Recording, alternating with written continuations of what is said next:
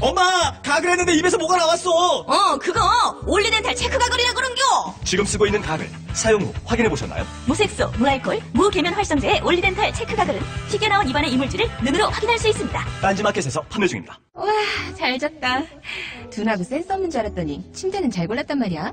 여보, 어제 온 소파도 너무 편하던데. 소파는 어디 거야? 당연히 쇼엔이지. 편안함을 파는 사람들 쇼엔 소파도 출시했구나. 그럼 이제 침대도 소파도 당연히 쇼엔이지. 편안한 건 다 파는 거네. 역시 쇼엔이지. 세계 최초 신개념 어린이 매트와 친환경 소파도 곧 출시됩니다. 검색창에 쇼엔이지 또는 문재인 대통령마저 이룰 수 없습니다. 언론 권력의 끝없는 왜곡과 조작의 숨은 7가지 비밀. 제대로 알아야 끝까지 지킨다. 조기숙 정치학 박사의 팩트로 파헤친 보고서. 왕따의 정치학. 위즈덤 하우스 미디어 그룹. 다시 날씬해지고 싶어! 다이어트 해야 하는데 좀 간단한 방법 없을까? 1522-6648 1522-6648 혹은 비타샵을 검색해주세요.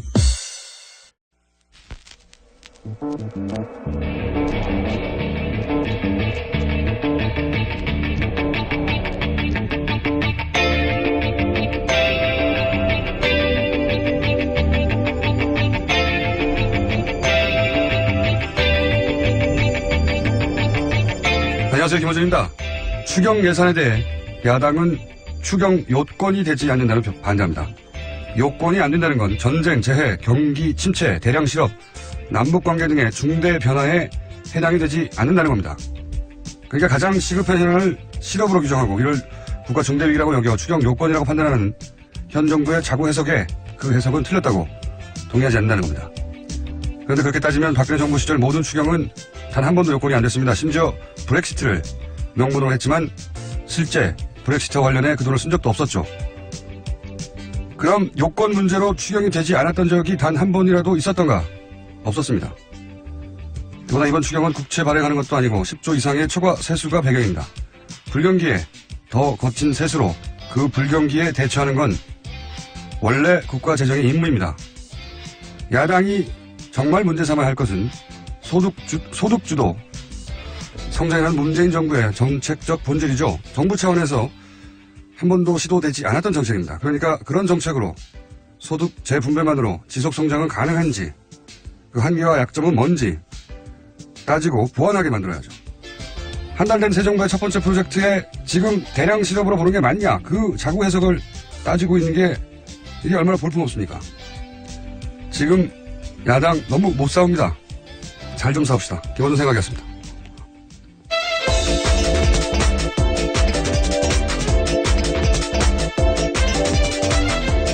시사인의 김은지입니다. 네. 야당이 잘 못 싸워서 제가. 어제부터 계속 걱정을 하고 계신 것 같아서요. 이게 이제 잘 싸워야 서로, 시사 방송도 할 말이 많고요. 저희도 먹고 살고 그렇거든요. 근데 이게 설득력이 떨어지는 쟁점으로 자꾸 싸우니까. 자, 첫 번째 뉴스는 뭡니까? 네, 청와대는 강경화 외교부 장관 임명을 가급적 빨리 매듭짓는다는 방침을 세웠습니다. 오는 29일 한미 정상회담과 다음 달 초 G20 정상회담 준비 때문에 외교부 장관 부재를 더 이상 방치할 수 없다라는 건데요. 이번 주 일요일 임명이 유력합니다. 지명 처리를 요구하고 있는 야3당은 강경화 후보자 임명까지 밀어붙이는 건 용납할 수 없다면서 반발하고 있습니다. 특히 자유한국당은 국회 일정을 전면 거부하겠다 이렇게 경고하고 있습니다. 네. 이것도 잘 못 싸우는 거예요. 지금 후보 한 명 임명했잖아요. 두 번째 임명까지 밀어붙이는 건 용납할 수 없다. 그런데, 저는 언론이 이럴 때 보도하는 스탠스도 좀 문제가 있다고 생각하는 게 이걸, 임명 강행이라고 잡아서 보도하는 게 현재 프레임인데, 강행이라고 하면 안 되는 거예요. 왜 안 되냐? 제 생각입니다. 강행이라는 건 해서는 안 되는 일을 하는 거죠. 절차에 어긋났거나. 그런데 지금 강경화 후보를 장관에 임명하는 건 절차적으로나 법적으로는 어떤 한사도 없어요. 대통령이 가진 정당한 인사권을 행사하는 겁니다. 만약에 김희수 현재 소장 후보 같이 표결에 붙여야 하는데 붙이지 않고 절차를 뛰어넘었다. 이거 강행이죠. 그건 초법적인 상황인 거죠. 그건 안 되는 거죠. 근데 이게 아니잖아요. 대통령이 국회에 이 사람 어떤가요? 하고 대중 눈높이에서 검증을 요청하고 청문회라는 게 그런 거잖아요. 국회는 이 사람 정도면 괜찮다 아니면 이 사람 문제 있다 하고 의견 제시를 하죠. 근데 장관의 경우에는 거기까지가 국회의 권한이에요. 그 이상의 권한은 법적으로 정해진 게 전혀 없어요. 그다음부터는 대통령 임명하면 되는 겁니다. 지금까지도 그래왔었고요. 네. 예, 전 정부에서도. 그래서 그동안 보고서 채택이 안 돼도 임명을 해버린 거죠. 그 인사청문회가 도입된 이후에 그럼에도 불구하고 낙마한 경우는 그 인사에 대해서 워낙 여론이 안 좋다. 부정적 여론이 60% 이상, 70% 이상 되고 찬성이 10%밖에 안 된다. 그런 경우에 여태 딱 3명이 낙마했어요. 그러니까 법적으로는 대통령 인사권이지만 야당이 이렇게 문제 지적을 하는데 여론이 거기에 동조하는 거죠. 아, 이 사람은 정말 문제가 있네. 그러면 그런 여론 때문에 대통령이 처리한 케이스 딱 3번 있었던 거예요. 그것도 법적으로는 안 해도 되는데, 국민 여론을 그렇게까지 거스르면서 이제 임명을 하면 대통령 자신의 지지율이 떨어지거든요. 그래서 국정 동력도 상실되니까 뭐 그래도 임명해보는 경우도 많이 있었지만 딱 3명 낙마했는데 이번엔 여론도 60% 이상이 임명을 찬성합니다. 그럼 이 상황에서 거꾸로 국회가 억지를 부르는 거예요. 대통령의 정당한 인사권 행사를 하려고 하는데 여론도 그걸 지지하고 있는데 그걸 못하게 하는 거죠. 파국이라며. 그런데 이 상황에서 임명하는 게 어떻게 강행입니까? 강행이라고 그 프레임을 잡으면 안 되는 거고요. 현 정부를 상대로 야당이 여론조사에서 진 거예요. 그럼 대통령의 합법적, 절차적 문제없는 임명권을 인정해야 하는 겁니다. 예. 이걸 강행이라고 하면 안 되는 겁니다. 제가 보기엔 그래요. 이건 습관적으로 야당이 반대하면 강행이라고 하는데 뭐가 강행이죠? 야당이 잘 못 싸운다고 저는 봅니다. 계속해서. 예. 여론조사에서 지고 있고 여론조사에서 지고 있는 이유를 잘 모르는 것 같아요. 자, 다음 뉴스는요. 네, 어제는 전현직 인권대사 등 10명이 강경화 외교부 장관 후보자에 대한 지지 성명 발표했습니다. 이들은 성명에서 강 후보자는 유엔 사무총장들과 함께 유엔의 정책 전반을 다룬 경험을 지닌 유일무이한 한국의 대표적 외교 전문가다라면서 지지 이유를 밝혔는데요. 이번 성명에는 초대 인권대사를 지낸 박경서 동국대 석좌교수, 또 이석태 전 인권대사, 이정훈 현 북한 인권대사 등 10명이 참석했습니다. 저는 강경화 보면 참 이상한 케이스라고 봐요. 이례적이고. 유엔 인권대사들이 이제는 다시 지성명한 거잖아요. 외교부, 노조로 출발해서 외교부 장관들도 하고, 그 다음에 유엔 대사들도 하고. 근데 전례를 벗어난 전문가 영역에서는 우리 언론에서 잡아내지 못한 강경화 후보의 경쟁력을 받거나, 뭐 실력을 그들 사이에서 인정받는 부분이 있거나, 이런 게 아니겠나 생각이 들거든요. 너무 이례적이어서. 근데 이제 너무 알려진 바가 없어요, 이분이. 생각해보니까. 주로 외국에서 활동하다 보니까 그런 점이 좀 있을 텐데요. 왜 이런 분들이 자꾸 지지선언을 이례적으로 하는지는 임명되고 나면 꼭 제가 인터뷰를 해봐야 되겠습니다. 뉴스공장에 초대해서. 이상한 케이스라서. 임명되느냐 안 되느냐보다 저는 강경화 후보 자체에 대해서 궁금해졌어요. 예. 왜 이럴까요, 이분들이? 궁금하지 않습니까? 여러 차례 러브콜 보내줘서 꼭 인터뷰 하셨으면 좋겠습니다. 물론 지금 한미 정상회담이랑 G20 등이 남아있긴 한데요. 그 사이에. 예. 한미 정상회담 끝나자마자 저희하고 인터뷰 좀 하자는 얘기예요. 아니, 개인적으로 굉장히 신기합니다. 이런 일이 벌어지는 게. 특정 장관 후보가 이런 전방위적인 지지선을 공개적으로 받는 게 처음이라서. 자, 다음 순요. 네, 안경환 법무부 장관 후보자의 저서가 논란 중입니다. 왜곡된 성의식 담았다는 비판을 받고 있습니다. 안 후보자는 데이트 폭력에 대해서 언급하면서 남성의 폭력적 행위를 정당화하진 않았지만 폭력을 동원해서라도 최종 목적을 달성하고 싶은 것이 사내의 생리다라는 식의 남성의 행위를 생물학적 본능으로 표현한 부분이 나옵니다. 법무부 장관으로서 이 같은 성의식과 여성관이 적절하냐라는 지적이 나오고 있습니다.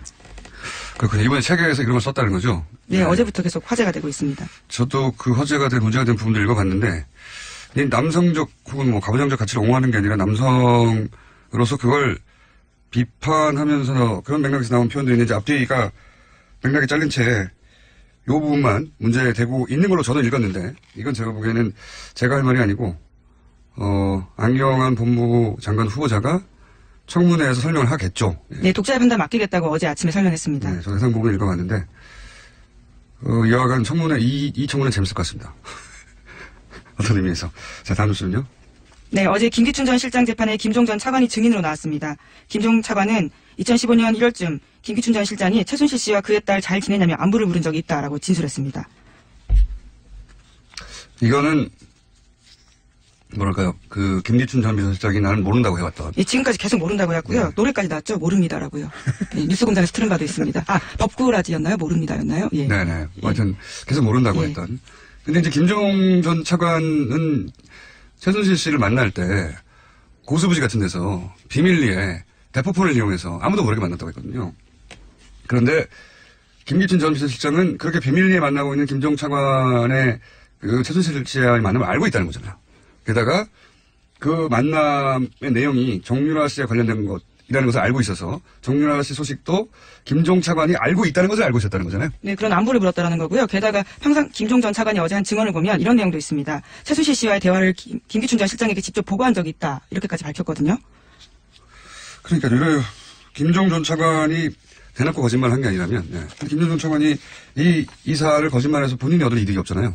보통 이제 법정에서 이게 거짓인지 아닌지 그 신빙성을 따질 때 그런 부분을 묻게 되는데 얻는 이득이 없잖아요. 그래서 어제 김기춘 전 실장이 벌떡 자리에서 일어나서 그것은 김종 전 차관의 착각이다 이런 식의 주장을 계속했습니다. 착각이요. 예. 어쨌든 김정준 차관의 증언에 비춰보자면 모른다는 건 말이 안 되는 것이고 그게 이제 본인이 워낙 주장해놨던 모른다는 사실과 배치되기 때문에 반론을 펴고 있죠. 법정에서 어떻게 판단할지 모르겠는데 김정준 차관의 증언을 더 신빙성 있게 받아들이지 않겠다. 저는 정말 그렇습니다. 그런 증언이 나왔다는 거고요. 자, 다음 뉴스는요. 네, 법원이 재판을 중계방송할 수 있게 허가하는 게 좋을지에 대해서 대법원 산하 법원행정처가 판사들에게 설문조사했습니다. 그에 대한 답변이 나왔는데 1000명이 넘는 판사들이 참여했고 재판 과정 일부 혹은 전부를 중계하자란 판사가 680명이 넘었습니다. 그러니까 전체 67%가 찬성을 한 겁니다. 전체는 아닐지 몰라도 어쨌든 재판 과정 일부가 중계될 수도 있겠네요, 이제. 그럼 또 양상이 좀 달라질 거라고 봅니다. 법정에 직접 가서 재판 과정을 지켜본 사람이 많지 않거든요. 예, 쉽지 않습니다. 그리고 실제 지금 하고 싶어도 쉽지 않고요. 예, 뽑아야 되는데요. 그 뽑히는 확률이 아직까지는 좀 경쟁률이 있습니다. 그렇게 되면 그 재판정에서 검찰과 변호인단의 긴장도도 굉장히 올라갈 것이고 생중계 되고 있으니까 피고석에 앉아있는 분들도 굉장히 긴장하겠네요. 웃음은 더 이상 나오지 않을 것 같습니다. 네, 졸기도 쉽지 않은 상황이죠. 그건 참기 힘들어요. 아, 그런가요? 참으셨다면서요? 참기 힘들어요. 근데. 예. 그 자리도 좁고 계속 정자세로 앉아 있어서 졸지 않기 힘듭니다. 자, 다음 뉴스는요. 네, 정동춘 전 K스포츠재단 이사장이 재단 출연금 275억 원 등을 인출 시도했다라는 보도가 나왔습니다. K스포츠재단에 따르면 정 전 이사장은 올해 초 이사회에 해임당했는데 법원에다가 이에 대해서 가처분 신청냈거든요. 가처분 신청 결과 이사장은 아니지만 이사로서는 지위를 유지할 수 있다라는 내용이 나오자 정 전 이사장이 이 내용을 들고 재단에 찾아가서 자신이 다시 이사장이 됐다 이렇게 소란을 피웠고요. 또 다음 날에는 그것을 들고 은행에 찾아가서 자금 인출 가능한지 물었다고 합니다. 그러니까 반쯤은 맞는 얘기네요. 왜냐하면 법원이 이사회 결의가 이사장 새 신임 이사장을 뽑았는데 이사장 임기는 끝난 건 맞다. 그렇죠. 그거는 이제 정동춘 전 이사장 이야기가 틀린 것이고 자기는 계속 이사장이라고 했으니까. 하지만 상임 이사 지위는 유지할 수 있다. 상임 이사 3명 중에 1명. 예, 아직은 임기가 남아있기 때문입니다. 두 개가 임기가 다르거든요. 그런데 여기서 법원의 결정문 취재와는 다르게 내가 다시 이사장이 됐다고 주장을 했네요. 예, 적절하지 않은 이야기입니다. 심지어 가처분 결과가 그런 거고요. 본안 소송은 또 들어가거든요. 어떻게 될지 아직 모르는데 그 내용을 들고 나타나서 소란을 피웠다라는 겁니다. 중요한 건 소란을 피웠다는 것보다는 그걸 들고 은행에 가서 K스포츠 재단에 남아있는 275억을 뽑으려고 했다는 거잖아요. 네. 이거는 이해가 안 가네요. 서로 이사장이라고 하더라도 이 돈을 개인적으로 다 뽑을 수가 있나? 은행은 당연히 거부했겠죠? 네, 법인계좌 자금 인출 요구 거부했습니다. 이거 수사의 영역 아닙니까? 굉장히 이상한 시도인데요. K스포츠 재단에 있는 재단 출연금이 자기 개인 돈도 아닌데 이걸 이상하네요. 이 사안을 한번 들여다봐야 될 것 같습니다. 자, 이런 보도가 있었습니다. 앞으로 저희도 관심을 가지고 지켜보겠습니다. 다음 뉴스는요. 네, 참, 이 덕분에 노승일 씨가 급여를 못 받고 있었죠. 네, 계속 네, 지금 돈이 계좌를 묶여 못 받아서. 있어서요. 네. 예. 다음 여러 뉴스는요? 명이 다 못 받고 맞습니다. 있습니다. 아무도 못 K스포츠 재단 직원들요. 아무도 못 받고 있었어요. 다음 뉴스는요. 네, 런던에서 큰 화재 났습니다. 런던 경찰청은 런던 시내 24층짜리 아파트 건물 화재로 지금까지 12명이 사망한 것으로 확인했다고 밝혔습니다.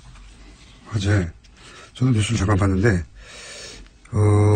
여기가 런던 히드로공항에서 시내로 들어올 때 고가가 지나가는 동네예요. 그 고가 들어오면서 도시개발에 관련해서 이슈가 됐던 오랫동안 지역에 제가 좀 그걸 읽어본 기억이 있어서 여기가 이민자들이 많이 모여 사는 빈곤 지역이었거든요. 그래서 런던에서 인구 밀도가 가장 높은 것이었는데 이제 나중에 개발되면서 부천도 붙게 되고 또 왜 뉴욕에 가면 할렘강하고 부천하고 바로 붙어 있잖아요. 함부로 없어요. 네. 그런 걸 연상하시면 되는데 왜 영화 노팅힐이라는 영화 있잖아요. 그 동네입니다. 여기가. 그 동네, 네. 그 동네인데 이 이야기를 하는 이유가 뭐냐면 화재를 났다는 뉴스 영상을 봤는데 불이 아주 삽시간에 번지더라고요. 그렇죠. 그랬다는 얘기는 이게 고층 건물인데 그랬다는 건 스프링클러나 방화벽 같은 이제 기본 방화 설비가 제대로 안 됐다는 거거든요. 그래서 이 지역의 특성하고 연계돼 보면 굉장히 오래된 가난한 사람들이 사는 임대 아파트거나 그럴 가능성이 높다. 네, 실제로 구청소의 임대 아파트라고 합니다. 그래요? 네. 이게 보도가 됐군요. 그렇게 추정했는데 네. 좋게 말하면 소민 아파트인 거죠. 근데 이런 대형 재난은 왜 이런 것을 많이 하는지 모르겠어요. 기본적으로.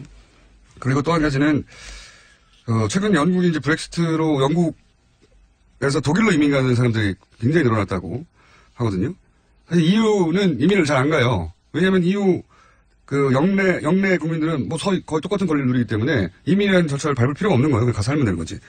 이제 EU를 탈퇴하니까 영국에서 EU가 주던 혜택을 누리던 특히 젊은 사람들이 이민을 가는 거죠. 근데 그 첫 번째 상대 국가가 독일이에요.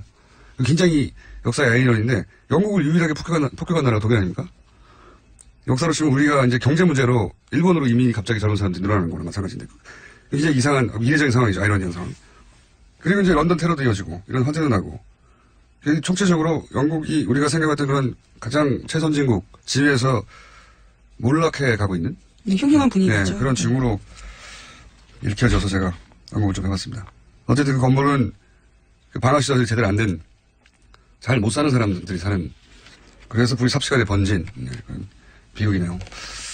자, 제목 정도 하나 더 읽을 수 있을 것 같습니다. 네, 닷새 만에 세월호 3층에서 뼈 한 점이 추가 발견됐다고 합니다.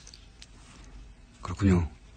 이 문제는 저희가 따로 한번 다뤄야 되겠어요. 종합해가지고 워낙 띄엄띄엄 발굴되고 있고 그리고 현재 수습 상황도 굉장히 문제가 많다고 해요. 예. 열악한 부분도 클 테고요. 네, 굉장히 열악하고 그리고 하청 재하청을 거쳐서 작업 환경도 굉장히 나쁘고 그렇다고 합니다. 날씨가 또 더워지다 보니까요. 더 힘들어지는 상황이라고 합니다.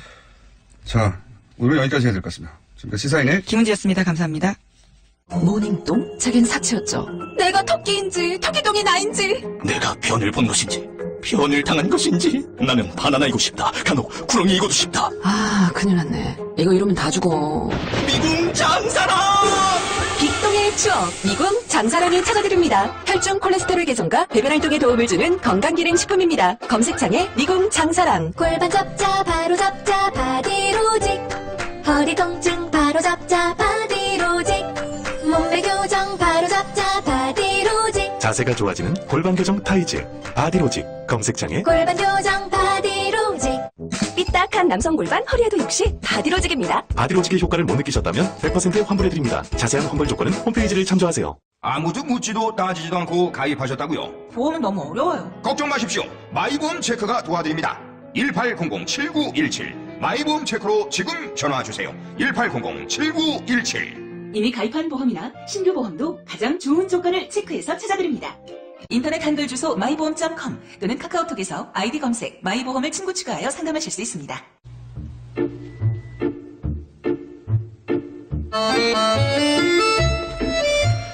내부자 둘. 오늘 다시 한번 더불어민주당의 안민석 의원이 출석을 안 하시고 지방에 가셨습니다. 안민석 의원은 지방에 계시고 자유한국당 김성태 의원은 스튜디오에 계십니다. 안녕하십니까? 예, 안녕하세요. 김성태입니다. 예. 안민석 의원님. 안녕하세요. 네, 불후의 명저, 끝나지 않은 전쟁의 저자 안민석 의원입니다. 의원님 지금 어디 계십니까? 여기 안 오시고. 아, 미안합니다. 지금 지방 청주에 그 특강이 있어서요. 특강? 네. 방송을 하고 특강을 잡으셔야죠.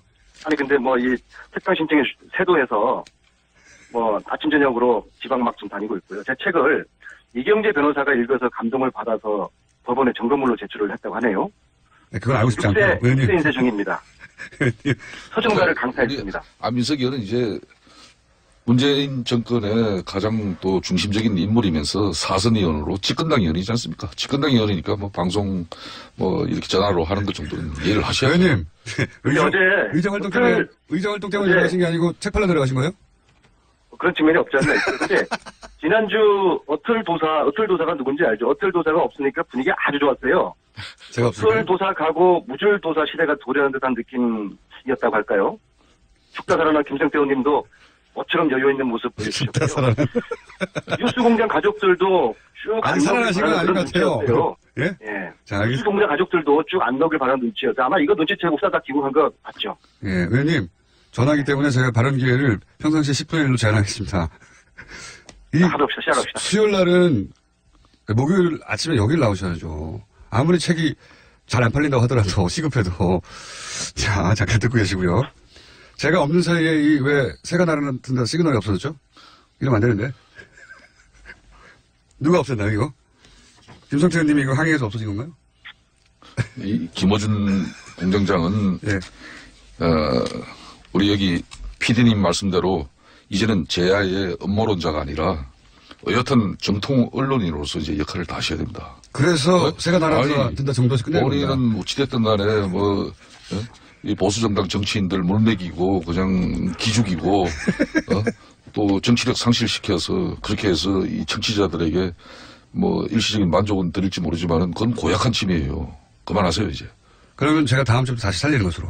저희 PD도 지금 휴가를 가가지고, 예. 말씀을 잘 들었고요. 참고해서 다시 살리도록 하겠습니다. 참으세요. 자, 최근에 자유한국당에서는 김상조 강경화 후보 낙마에 올인해 있잖아요. 예.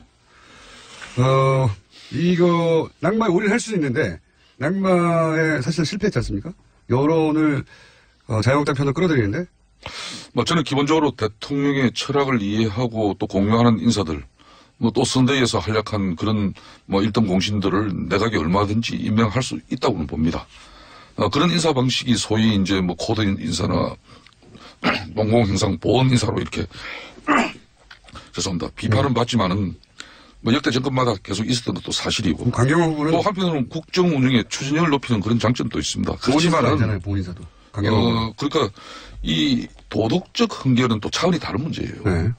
고위공직자의 도덕성은 국가의 명예하고도 이게 직결되고 또 혹시라도 발생할지 모르는 그런 비행위는 국민의 피해로 귀결됩니다. 그렇기 때문에 지난 정부 이야기를 꺼내는 건 저도 별로 유쾌하지는 않습니다만은 지난 정부 초대 공정거래 위원장으로 지명됐던 그 한만수 후보자 같은 경우는 세금 탈루 의혹과 대기업 변호 의혹 이 두 가지만으로 낙마를 했어요. 거기에 비하면은 김상조 후보는 의혹마도 드러난 의혹마도 7가지예요. 이 7가지 의혹 모두가 역대 어느 정권에서라도 낙마 사유에 해당하고 있습니다. 그렇지만은 이제 이분이 또 걸어온 길이 있고 또 우리 사회의 또 경제 정의와 또 사회적 불평등과 차별을 없애기 위한 그런 역할과 노력들이 그 흔적들이 있기 때문에 그나마 했다고 보는 건데 이런 일이 계속 이어져서는 안 되죠. 자, 함성 의원님. 제가 볼 때는 이 인사의 발목을 잡으면서 국정공백의 연장을 위해서 몸부림치는 게 보수 정당의 절박한 내부 사정이 있다고 저는 보고 있어요. 어떤 사정이라고 보십니까? 왜냐하면은 이 적폐청산위원회에 대한 두려움 때문일 거라고 저는 봅니다. 왜냐하면은 이 인사가 마무리되면은 다음 국면은 이제 적폐청산이 본격화되지 않겠습니까? 대통령의 공약인 적폐청산위원회가 만들어지고 따라서 MB 4대강 비리 파헤쳐지고 최순실 재산 몰수 이런 부정부패 척결에 피바람이 몰아치는 것이 두려운 것이죠. 왜냐하면은 자유한국당이나 바른정당이든 대부분 친박과 MB 쪽 의원들이지 않습니까? 따라서 적폐청산위원회 반드시 반대할 것이고요. 아마 최소한 개혁의 동력이 떨어지는 시점까지 이 적폐청산위원회 구성을 최대한 늦추도록 해서 적폐청산을 무력화시키고자 할 거 아니겠습니까? 왜냐하면 자칫하면 MB가 구속될 수도 있고 최순실 재산이 몽땅 환수당할 판인데 적폐청산위원회 동의하지 않겠죠. 따라서 이 인사 정국을 최대로 길게 끌어가려는 그런 의도가 있다고 봅니다. 보수 정치인들은 부정부패 이런 과거 그냥 놔두고 앞으로 잘하자는 그런 주장인데요. 동의할 수 없고요. 어제의 범죄를 용서하는 것은 내일의 범죄에 용기를 주는 것이죠. 그건 의원님 말이 아니고. 정치인들은 예. 까미의 말이지만요. 네네. 예, 이 반성하지 않은 범죄자들을 용서하려고 국민들이 그 음동설안에 촛불을 들었겠습니까? 아직도 국민들이 무서운가 봅니다. 그러시면 안 되죠. 이렇게 이유를 분석했는데 어떻게 보세요? 다른 안민석 의원의 주장이나 또 문제 제기에 대해서는 상당한 부분 공감도 하고 또 반박도 합니다만은 조금 전에 그런 방식은 논리 비약이죠. 아무리 지금 이제 집권 여당이 되었다고 해서 안민석 의원마저도 그런 식으로 이렇게 옹호하는 것은 저는 맞지 않다고 봐요. 문재인 정권이 역대 어느 정권보다도 도덕성을 내세운 만큼 그에 상응하는 엄격한 잣대를 감내해야 하는 것이 이 문재인 정권의 숙명이에요. 문재인 대통령이 그렇게 호언장담했던 이 공직 배제의 5대 원칙이 아무리 선거 과정에 한낱 선거 구호로 거쳤다고 볼 수 있지만은 대통령이나 집권 여당이 흠결 넘는 사람은 없다. 또 전 정부보다는 낫다. 비교할 걸 가지고 해야지. 비교할 게 없어서 전 정부 인사보다 낫다는 식의 그런 식으로 변명을 인정해서는 안 되는 것이죠. 그래서 또 임명을 원하는 여론이 높다. 이런 식으로 지금 여론을 몰고 가는 것은 대의민주주의 체제에서는 국회는 국민 뜻을 모으고 또 그 뜻을 받드는 것이 마땅한 거예요. 뜻을 그렇게 해서 여론이 안 모인다. 그렇기 때문에 국민을 대신해서 부적격 공직자를 갖다가 걸려내는 것도 이게 헌법과 법률에 정한 국회의 책무예요. 지금 그런데 제가 좀 더 언급하면은 이 대통령 정치를 통해서 지금 문재인 대통령 정권 초기에 지금 정말 잘하고 있어요. 이렇기 때문에 이 대통령이 의회를 통하지 아니하고 또 대중과 직접 소통하는 이런 정치 행태는 민중주의 그런 포퓰리즘의 전형적인 행태로 갈 수 있습니다. 그렇기 때문에 이게 여차 잘못하면 그냥 국회 인사청문회 제도는 이거는 참고사항이고 뭐 임명권을 가진 대통령이 임명하면 그만이다 방식이라면은 역대 정권과 문재인 정권이 하나도 다를 게 없어진 겁니다. 그런 측면에서 저는 좀 심사숙고해 주시고. 김성태 의원님, 예. 아직도 국민들이 우스우시죠? 국민들은 인사 때문에 인사 이거 빨리 국면 마무리하고 국정 안정 찾아서 빨리 그 한속히 적폐청산 이거 해서 부정부패 척결하는 이 과거 청산하고 그래서 새로운 나라, 새로운 미래 가자는 거거든요. 이 국민들의 목소리를 외면하면은 국민들이 또다시 화병 도져가지고 촛불 들고 광장으로 나갈 수도 있어요. 국민들을 우습게 아시면 안 돼요. 근데 이제 김성태 의원님은 이게 장관들을 임명할 때 인사청문을 하는 이유는 국회의원을 단순히 참가하는 게 아니라 보다 무겁게 받아들여라. 이게 정신이다. 이렇게 주장하시는 거거든요. 가령 김상조 위원장 지금 반대하지 않았습니까? 이분을 반대하는 것은 경제민주화 재벌개혁 반대하는 것이거든요. 이분을 통해서 대한민국이 재벌을 새롭게 거듭나게 하려는 그런 취지인데 이런저런 이유로 발목 잡으면서 국민들에게 마치 반대를 위한 반대. 저 보수 정당들은 국정공백 이 책임이 있지 않습니까? 사실 국정농단으로 해서 생긴 이 국정공백의 오히려 연장을 위해서 몸부림치구나. 국민들은 그렇게 보죠. 국민들이 얼마나 독특합니까? 그리고 이 인사청문회 이후에 적폐청산위원회 이 국면을 두려워해서 저렇게 반대를 위한 반대하면서 문재인 대통령 즉 국민들 90% 잘한다고 지지를 받는데 문재인 대통령 반복을 찾구나. 지금은 여야가 함께 힘을 모아가지고 과거에 대한 적폐를 청산하는 이 일을 빨리 지금 서둘러야 되는 거죠. 바람 불 때 연날려야 되는 거죠. 그렇게 좀 도와주세요. 김대통령이 나누셔서. 안민석 의원님 말씀 저도 존중합니다. 이 문재인 대통령의 파격적인 인사나 또 그 인사를 통해서 드러나는 계획에 대한 의지는 분명히 박수받아서 박수받고 또 존중되어져야 됩니다. 그렇지만은 위장 전입을 비롯한 그런 의혹이라든지 특히 이런 청문회 과정에서 거짓 해명으로 일관하면서 이런 내용들은 국민 정서상으로도 받아들이기 상당히 어려운 부분이 나오고 있거든요. 근데 받아들였어요, 국민들이. 여론이. 그러니까 제가 조금 전에 이야기했지 않습니까, 공장장님.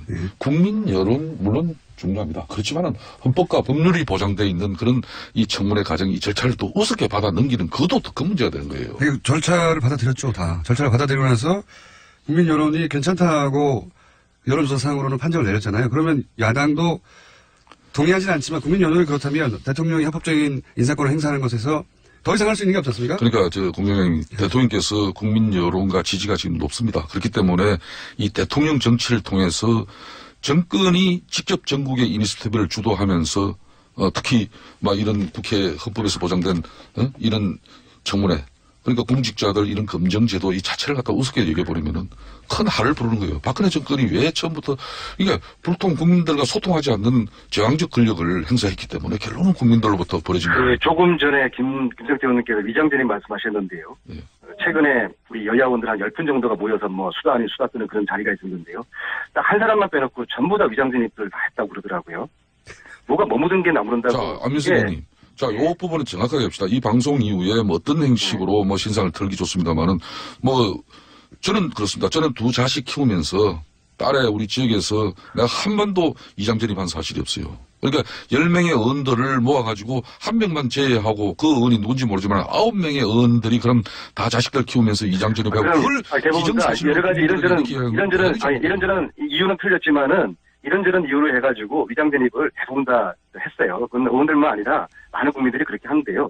왜 했느냐가 문제죠. 왜 했는지를 그걸 문제를 삼아서 이것은 좀 케이스 바이 케이스로 따져봐야 될 문제고요. 어쨌거나 물론 이제 하자가 있는 부분은 당연히 검증되고 걸러져야죠. 그런데 안민석님 저 북만산청에 한번 가보세요. 북만산청에 가면 이유 없는 죽음이 단 하나라도 있는가 한번 보세요. 다 이유 있는 죽음이죠. 예? 근데 이 지금 역대 그러면 30명의 장관이나 총리 후보자들이 이 낙마한 것은 다 이런저런 이유예요. 30명이 낙마하지 않고 3명이 낙마했습니다. 아닙니다. 역대 보면요. 역대 이 낙마한 그러니까 MB 정권부터 해가지고 쭉 역대 정권들이 2000년 이후에 인사청문회에서 낙마한 고위공직자이 30명이에요. 3명입니다. 아닙니다. 2000년 이후 인사청문회 나온 30명이 부동산 투기 14건, 위장전입 8건, 세금 탈루 8건, 논문 표절 5건, 경력 논란 3건 이렇게 해서 30건이에요. 그런데 공장장은 어디서 보시고 3건이라고 그래요? 근데 지금은 공백의 이 책임이 자유한국당하고 바른정당 의원님들한테 있는 게 아니에요. 그러면은 이 공백을 빨리 좀 메우려고 그렇게 협력하는 게 그게 상식적이고 정치 도입 맞는 거 아니겠습니까? 자기들이 저지르는 국정공매 이것을 자꾸 이것을 시간을 끌고 연장하려고 과거 이야기하시고 그거는 좀 이치 맞지 않는 것 같아요. 김성태 의원님이 그쪽 의원님들 잘 좀 설득하세요. 저도 안 의원님 국민의 눈높이에서 공직자를 검증하고 또 정부 여당의 독주를 견제 비판하는 것은 야당이 마땅히 해야 할 일입니다. 그렇지만은 저 개인적으로도 며칠 전에 대통령께서 국회를 찾아오셔가지고 추경의 필요성에 대해서 대국회 대국민 호소를 했어요. 막 그런 대통령 시정 연설 때 뭐 이렇게 피켓 시위 같은 행위 이런 부분은 사실상 피켓 시위 원조는 민주당 아닙니까? 그런 구태한 전유물을 또 지금 야당이 됐다고 해가지고 그런 방식을 써야 되느냐 이런 부분은 이제 국민들이 공감할 수 있는 그런 새로운 방식을 찾아야 된다 이렇게 생각합니다. 저는 그런 대통령이 국회까지 오셔서 설득 직접 하시고 또 그저께 상임위원장들 청와대 초대해서 이렇게 부탁하고 설득하셨으면은 더 이상 대통령이 뭘 어떻게 하란 말입니까? 이거는 정말 발목 잡기 그 이상 그 이하도 아닌 것이죠. 그래서 빨리 이거 인사 매듭 짓고 부정부패 이 척결하는데 적폐청산 국민으로 넘어가야 되지 않겠습니까? 그러니까 우리 솔직히 이렇게 말씀하셨으면 좋겠어요. 이명박 대통령 비리 수사하는 거 이거 두려워서 그런 거 아닙니까? 좋습니다. 앞으로 적폐청산을 위해서 문재인 정권에서 어떠한 행위를 하더라도 정의롭고 공정한 세상을 위해서 할 일 해야 됩니다. 그런 측면에서 지금 안경환 법무부 장관 후보자도 한번 보십시다. 그런 적폐청산과 사회정의를 바로 세워야 될 법무부 장관이 예? 술자리에는 반드시 여성이 있어야 하며 없으면 장모라도 곁에 있어야 한다. 젊은 여자는 뭐 중간에 제가 생략하겠습니다만은 당당하게 매춘으로 살 수 있다. 뭐 이런 식의 아니 그 책 중에서 몇 줄 가지고 내용을 보면 이런 장관을 갖다도 아무리 지금 현재 아니 김정태 의원님 그 책 말씀하신 그 책 제목이 뭔지 아세요? 그 책 제목이 뭔지 아세요? 읽어나 보셨어요? 읽어봤습니다. 상당한 부분. 그 책 제목이 뭡니까? 예? 남자란 무엇인가? 남자는 무엇으로 세상을 전체를 읽어보면은 지금 말씀하신 거는 아주 한 줄 한 줄만 떼어가지고 앞뒤 문맥은 생략하고 그게 말도 안 되는 그런 비방을 하고 있고요. 제가 안경환 그분을 사실은 몇 년 전에 서울교육감 보궐선거 나오시라고 출마 권유 드리느라고 제가 만나 뵌 적이 있는데요. 저는 그분에 대해서 참 상대를 배려하고 예의를 갖춘 아주 꿋꿋한 선비 그리고 권력에 대한 사심이 없는 분 참 이런 대한민국에 이런 학자가 있었구나. 참 인품도 훌륭하시고요. 그런 분 정도면 저는 대한민국 법무부 장관으로서 이 정치검찰을 국민검찰로 만드는 그런 분으로 저는 최적격자라고 보거든요. 이런 분 말고 다른 분을 한번 추천 한번 해보세요. 안민석 의원님 말씀 대체로 존중합니다만은 지금 이 안경환 법무장관 후보자나 조대엽 진 장관 후보자 같은 경우에는 사실상 문재인 대통령의 공식 평가배인 그 문펜에서도 예? 이분들 전력에 대해서 부정적인 글이 많이 올라오고 있는 실정입니다. 그렇기 때문에 지금 안민석 의원님 말씀처럼 정말 앞으로 법무부 장관 같은 경우 고용노동부 장관 같은 경우 비정규 문제 해결과 또 우리 사회의 정의를 위해서 얼마나 중요한 부처 장관들입니까? 역대 가장 수준 높은 도덕성을 가져야 될 그런 후보자를 여러분들이 좀 시간을 촉박하더라도 제대로 된 사람을 선택해야지 이런 분들을 그냥 밀어붙이겠다 그러면은 이게 문재인 정권이 꼭 성공해야 되는 정권이 과연 이게 국민들에게 좋은 평가가 계속 이어지겠냐 이런 우려를 가지는 거죠. 그리고 국정공백을 빨리 메워야 된다고 생각하세요? 아니면 국정공백을 지금 연장 한번 시켜보겠다는 것입니까? 국정공백을 가져서는 안 되는 것이죠. 네, 그러면 빨리 인사 공백을 빨리 메워줘서 그쪽에서 저질러 놓은 국정공백 이거 정말 양심 있으면은 앞장서더라도 이거 빨리 메워줘야 되는 거 아닙니까? 자, 의원님 다음 주에 큰 틀에서 보세요. 큰 틀에서. 다음 주에 꼭 스튜디오 나와주시고요. 아무리 책 자꾸 팔려 나가시면은 그건 없어집니다. 책을 팔아야지 그 돈 가지고 독일을 지금 다시 가거든요. 저 혼자 가는 것도 아니고 다른 요일날 파시고요. 네. 그리고 김성태 의원님이 30명 얘기하셨는데 제가 정확하게 정리해드릴게요. 청문회 보고서가 채택되지 않아서 낭만 사람은 3명밖에 없습니다. 제가 그 말씀을 드리고. 예, 3명밖에 없고 역대 인사청문회 과정에서 낭만 사람 철회하거나 다른 이유가 생겨서 물러나거나 아니면 여론이 나빠서 낭만하거나 그렇게 끝까지 임명되지 않은 사람이 있어요. 30명. 그래서 김성태 의원님 말씀하신 거는 후자인 것 같고 저는 전자. 지금은 청문회 보고서가 채택되지 않았는데도 임명하느냐 마느냐를 얘기하지 않습니까? 근데 그 경우에 낭만 사람 3명밖에 없었다는 얘기를 하는 거고 그런 이유로. 그리고 이 인사뿐만 아니라요. 예. 일자리 늘리기 위한 예산을 좀 더 편성하자는 이것도 반대하지 않습니까? 야당은 대한민국의 일자리 위기를 지금 안일하게 보고 있는 것이고요. 이 예산은 국민 생존 예산이거든요. 아마 국민들에게 강한 저항이 부딪힐 것이고요. 이건 해도 너무한 것이고요. 저는 국민들이 이 지난 겨울에는 엄동설안에 촛불 들었지만은 이제 장마철에 우산 들고 또 땡볕에 한여름에 다시 촛불을 들 수도 있을 거라고 봅니다. 국민들 우습게 보면 안 돼요. 안민석 의원께서는 이제는 문재인 정권은 이제 권력을 가진 정권입니다. 또 민주당은 집권 여당이에요. 무한한 국정 운영에 대한 책임을 가져야 됩니다. 이거는 국회와의 협치를 통해서 안정적 국정 운영을 가져가야 되는 것이지 헌법과 법률을 무시하면서 국민 여론만 가져가면 된다는 식은 이건 상당히 위험한 발상이 될 수밖에 없어요. 아니 국회는 국민들은 안정에도 없습니까? 국민들이 무엇을 원하고 바라는지 국민을 보고 정치를 해야지. 왜 국회의원들은 국민들은 안정에도 없고 국회의원들 자기들만 조국 똑똑한 척합니까? 민정수석이 과거 음주운전 경력이 있는 후보자에게 어떤 이야기를 했습니까? 청문회 대상조차 될 수 없는 사람이라고 강하게 비난했던 분이에요. 또 그때 민주당 야당 시절도 음주운전은 용서받지 못할 그런 살인 행위라고까지 했어요. 음주운전이요? 네, 음주운전. 그렇게 어떻게 한순간에 이렇게 뒤바뀔 수 있습니까? 청문회 대상조차 될 수 없는 용서받지 못할 사람을 이젠 대놓고 후보자로 계속 지명하고 있고 그 후보자를 갖다가 국회에서 제대로 청문 검증하면은 이건 국정 운영의 발목을 잡는 것처럼 이렇게 매도해버리면 이건 올바른 그런 주장이 아니라고 저는 보고 있어요. 교육부 장관 후보자는 논문을 편찬하고 또 국방부 장관 후보자는 방산업체에 자문을 하고 법무부 장관 후보자는 버젓이 범법행위 저질러 공직자라는 반드시 지켜야 할 직업적 윤리점마저도 저버린 그런 상황이 나오고 있는데 이걸 옹호하는 것은 저는 맞지 않다고 봐요. 잘못된 것은 잘못된 거고 그렇지만 네, 동의합니다. 그 말씀 맞는 말이고요. 음주운전, 논문 표절 다 문제 있고 잘못된 것이죠. 이런 분들 그렇게 함부로 그 후보로 지명하면 안 되는 거고요. 하지만 그것보다 지금 현재 더 큰 대의라는 게 있잖아요. 이 국정 공맥을 빨리 외우고 나라를 빨리 안정화시켜야 될 거 아닙니까? 국민들이 지난 한 7, 8개월 가까이 동안에 이 나라가 이게 나라꼴이 많이 안 했잖아요. 이걸 빨리 이 혼란을 빨리 안정화시키는 이것이 지금 이 시기에는 큰 대의 명분이지 않습니까? 네, 안민석 의원님 말씀 저는 전적으로 동의합니다. 대통령께서 지명한 후보자들이 웬만한 사유라든지 또 문제에 대해서는 야권에서도 저는 협조를 해야 됩니다. 인수위도 없이 제대로 준비하지도 못할 그런 엄중한 상황 속에서 출범한 정권이기 때문에 웬만하면 저는 협조해야 된다고 보는 사람입니다. 그렇지만은 국민적 상식적으로 또 문재인 정권의 이런 도덕성을 기본으로 한 앞으로 이 정의롭고 공정한 세상을 가져가는데 조금이라도 장애가 되는 그런 강요들에 대해서는 너무 그렇게 후한 점수를 줄 필요는 없어요. 대러 야당이 올바르게 지적하면 그걸 수용하고 다음에 이렇게 우리가 추천하는 이런 후보자에 대해서 좀 빨리 인사검증을 마쳐서 국정 운영의 공백을 좀 메꿀 수 있도록 협조해달라. 이렇게 하는 게 맞지 않겠습니까? 저는 그렇게 협조해야 된다고. 자유한국당이 지금 대중적으로 보여주고 있는 행보의 이미지는 단 하나도 찬성하지 않는다거든요. 저는 그래서는 안 된다고 봅니다. 근데 그렇지 않습니까? 아니요, 그렇지 않습니다. 김동연 경제부총리 같은 경우는 그런 부분 같은 경우는 정말 저는 문재인 대통령께서 경제부총리 인사 정말 잘했다고 봅니다. 그리고 최순실 재산 몰수하자는 법 설명에도 김성병님 빼고는 자유한국당에서는 단 한 분도 찬성하지 않아요. 이게 도대체 국민들을 얼마나 우습게 보기에 그러시는 겁니까? 아니 의원님 그 말씀은 또 나중에 하고 남에서 김성태 의원님 협조할 건 협조하겠습니다.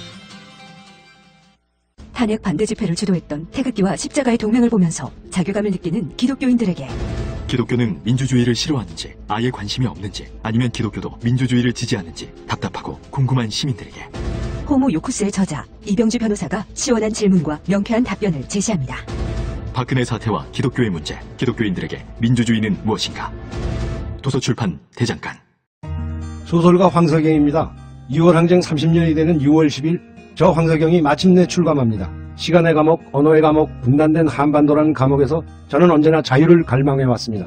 금기의 억압이 있다면 작가는 그것을 깨트리고 확인해야만 합니다. 역사를 바꿔낸 위대한 시민들께 제 이야기를 바칩니다. 황석영 자전 수인 문학동네. 새벽 2시에 깨어났나? 딱히 고민이 있어서 그런 건 아니다.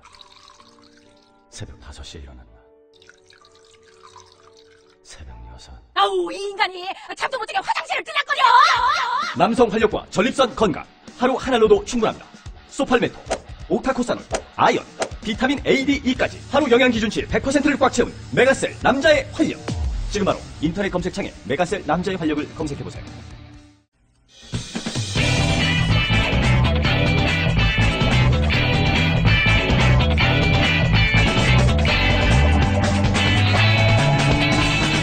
김어준의 뉴스공장.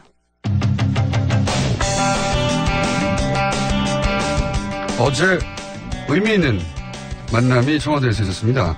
시도지사들과 대통령이 만난 건데요.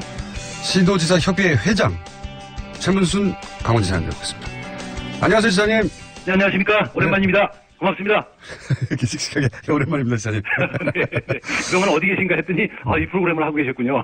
네. 이 프로그램이 거기서 안 나오죠? 강원도에서.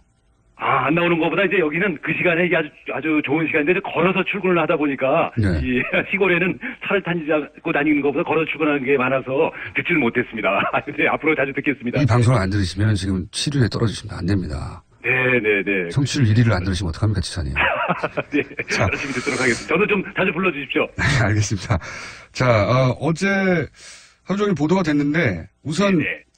이 시도지사 간담회가 어떤 분위기에서 진행이 됐습니까? 어떤 이야기가 오고 갔는지 이제 쭉 여쭤볼 텐데 분위기가 어땠습니까? 네, 아주 그동안에 시도지사들이 그동안, 지난 정권에서도 자주 모이고 그랬었죠. 근데 아주 분위기가, 시도지사들 뿐만 아니라 청와대 분위기가 좀 확 바뀌었다 그럴까요? 그 전에 이제 청와대를 들어가면 일종의 군기를 잡습니다. 의전서부터 경호서부터 검색을 통해서 이렇게 이제 제일 안에까지 들어가면 이제 명찰을 달아주죠. 네. 저도 이제 60이 넘었는데 가슴에 최문순 이래가지고 큰 명찰을 달고. 이름표. 쭉 줄 서 있으면, 들어오니까 쭉 앉아있으면, 대통령께서 입장하십니다. 그러면, 전부 일어나야 됩니다. 그 전에 사전에 들어와서 이제 경호실에서 대통령 입장하시면 일어서서 박수 쳐주시기 바랍니다. 이렇게 교육도 시키고 그러죠. 시도지사인데도 그렇게 해요? 그렇습니다. 네. 이번에 들어가 보니까, 완전히 분위기가 바뀌었고요. 의전, 경호, 입장서부터, 이제 명찰이 없어졌고, 이렇게 전체적인 참모들의 분위기, 비서실장이 이렇게 청와대 경내에서, 덜렁덜렁 혼자 돌아다니기도 하고, 이렇게 전체 분위기가 대학 캠퍼스 같은 그런 분위기가 됐습니다. 그거 확 바뀌었다는 걸, 전 정권에서도 이제 도지사셨으니까, 바로 느끼셨군요. 예. 네, 그렇습니다. 네. 그래서 이제 그런 분위기 하에서 좀 자유로운 토론이 됐겠네요. 그렇습니다. 이게 그런데 이렇게, 충분한 시간을 갖진 못했지만, 시도지사들께서 하고 싶은 얘기는 얼마든지 할 수 있는 그런 분위기가 됐습니다. 그래서 군기 발언을 하셨군요. 그러니까, 그전에는 이제 그 회의 시작하기 전에 이미 바짝 군기가 들게 여러 가지 절차들이 있었는데, 네, 그런 게 없어져서 군기 발언을 했군요. 그래서. 그렇죠. 의제나 발언 내용이나, 발언 시간이나, 이런 거를 이제, 사전에 규제를 하고 그랬었는데, 이번에도 주제는 통일하자 그랬었는데, 통일이 잘 안 된 채로 발언하는 경우도 많이 있었고, 하여튼 화기애애하면서도 자유롭고, 그렇다고 할 말을 못하는 건 아니고요. 할 말은 다 하면서 부드러운 분위기 속에서 진행이 됐습니다. 언론 보도에 따르면은 지방정부에, 중앙정부가 이런저런 권한을 넘겨달라는 얘기가 많이 나온 걸로 보도가 됐는데, 어떤 권한을 넘겨달라는 겁니까? 그렇습니다. 우선 아까 앵커께서도 이제 모두에 말씀을 하셨는데, 이게 굉장히 중요한 사건이면서 정치적으로 또 경제적으로 역사적으로 굉장히 의미 있는 게 되겠습니다. 이제 권한을 넘겨달라는 거는 지금은 이제 권한이 한 8대2 정도로 돼 있습니다. 8이 어느 쪽입니까? 8이 중앙정부입니다. 중앙정부. 거기에는 이제 주로 이제 돈도 8대2고, 조직, 거의 법률, 예정권, 이게 모든 것이 8대2 정도로 돼 있어서 사실은 중앙정부가 모든 것을 결정하는 그런 상황인 거죠. 근데 이게 이제 굉장히 큰 문제가 있습니다. 나라가 이제 커지고 복잡한 상황에서 중앙정부가 이렇게 쉽게 대처할 수 없는 상황들을 전국을 하나로 묶어서 정책을 쓰다 보니까 이게 이제 지역에 가면 전부 엇박자가 나게 되는 거죠. 이게 이제 선진국형에는 맞지 않고 옛날에 우리나라가 이제 일제시대, 그 다음에 박정희 정권, 전두환 정권을, 군사독재 정권을 지나면서 이렇게 나라 전체를 국가주의적 체제에서 짜놨기 때문에 이걸 좀 해체하고 선진국형으로 각 지역에서 그 주민들에게, 도민들에게 돈과 권력을 돌려달라. 이런 뜻이 되겠습니다. 네. 그러니까 지역마다 특별한 사정이 분명히 있는데, 그거를 80%는 중앙이 권한을 갖고 있다 보니까 문제가 많다. 그렇습니다. 네. 그리고, 두 번째 국무회의 정도의 성격을 갖도록 이 시도지사 간담회를 정례화하자고, 얘기가 나왔습니까? 그렇습니다. 이제 이게 문재인 대통령의 공약이었었는데요. 이제 지금 우리나라의 국무회의가 있지 않습니까? 이제 장관들을 중심으로 그렇죠. 총리 장관. 그렇습니다. 국무회의가 있는데 그걸 이제 장관들 중심으로 하다 보니까 지역의 현장의 사정을 모르고 중앙집권적 정치 논리로 이제 의사결정을 하게 돼 있습니다.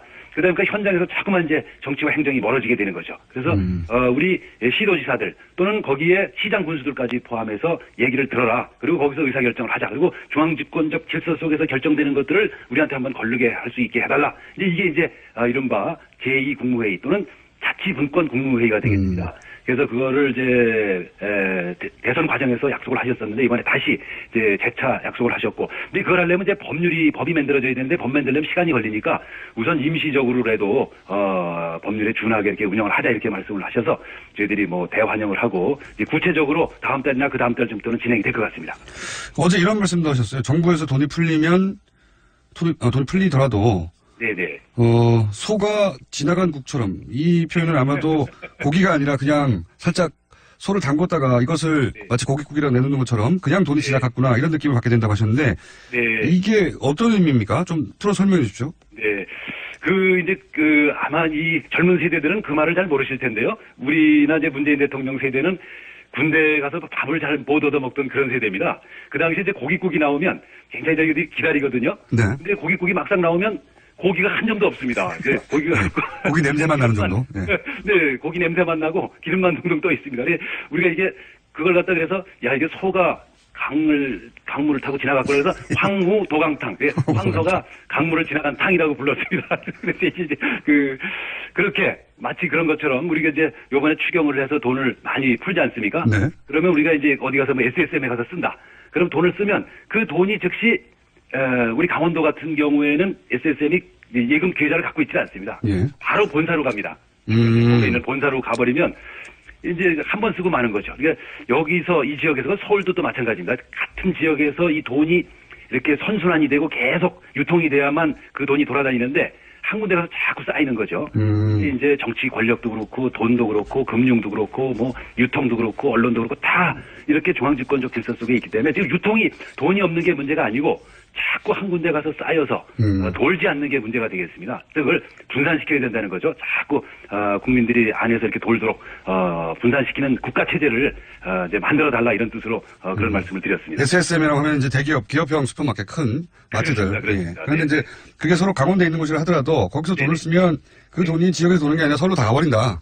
그렇습니다. 본사로. 또 서울에서도 어디 뭐 개봉동에서 썼다. 그것도 마찬가지로 개봉동에서 도는 게 아니고 마찬가지로 본사로 가버리기 때문에 서울도 마치 어떤 특정 지역을 얘기하는 게 아니라 추상적인 본사를 말하는 거예요. 중앙 집권적 본사. 이걸 말씀드리는 겁니다. 그러니까 제대로 지방 분권이 안 되다 보니까 네. 뭐 돈이 들어와도 지방을 위해서 쓰여지지가 않는다 이런 말씀이시네요. 그렇습니다. 그래서 예를 들어서 미국 같은 데는 지역 재투자법이라는 게 있습니다. 아하. 이 지역에서 쓴 돈이라든지 제가 저금한 돈 그다음에 이런 것들은 이 지역에서 일정 부분이 유통되도록 법으로 정해져 있습니다. 그렇군요. 그 기업이 그 지역에서 돈을 벌었으면 그 지역에서 일정 정도 써라. 그렇습니다. 맞는 얘기죠. 예. 네, 그런 얘기입니다. 네, 정확한 말씀이십니다. 네.